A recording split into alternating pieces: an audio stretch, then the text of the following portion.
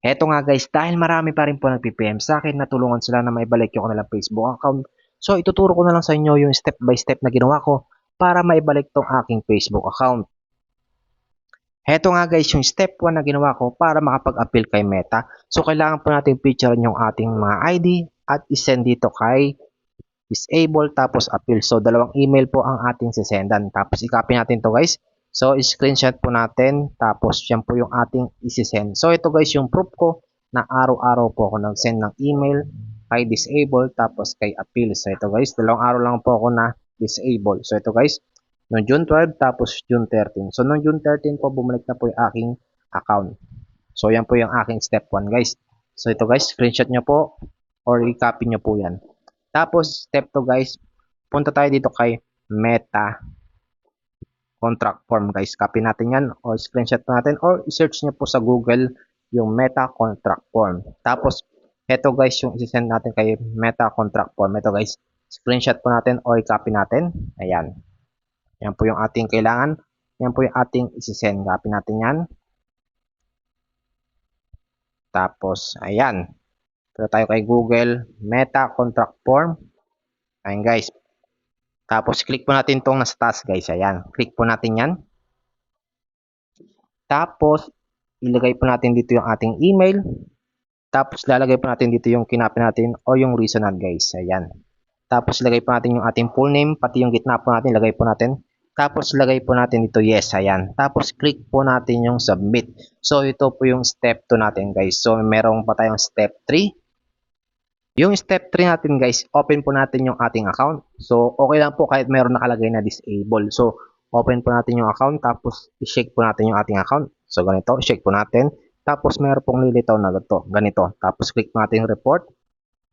Tapos, i-click po natin yung include. Ayan, click po natin yan. Tapos, ayan. Tapos, lagay po natin yung ating, ayan. Paste po natin yung sinend natin kay Meta Support, guys. Ayan, tapos, click mo natin tong send report. Ayan, guys, nasa taas. So, araw-araw din po natin gagawin yan. Tapos, guys, araw-araw din po natin i-open yung ating Facebook account. So, araw-araw po natin gagawin yan. Ayan o, bawat oras i-open po natin. Basta, lagi po natin i-open yung ating Facebook account. Tapos guys, para sa step 4, i-copy ulit natin to. Dahil ito po yung ating isi-send sa ating step 4 guys. Ayan, copy po natin yan. Tapos, punta po tayo sa help center guys. Sa Google po tayo pupunta. So, Google, Meta Help Center, ay Facebook Help Center. Or Help Center lang, ayan. Facebook Help Center. Tapos, open link tab po lang kasi meron po akong nakalagin na Facebook dito. Kaya, i-click ko yung open in new tab. Ayan.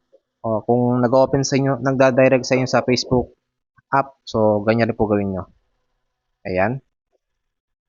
Tapos, guys, i-click natin itong login recovery. Click po natin yan, guys.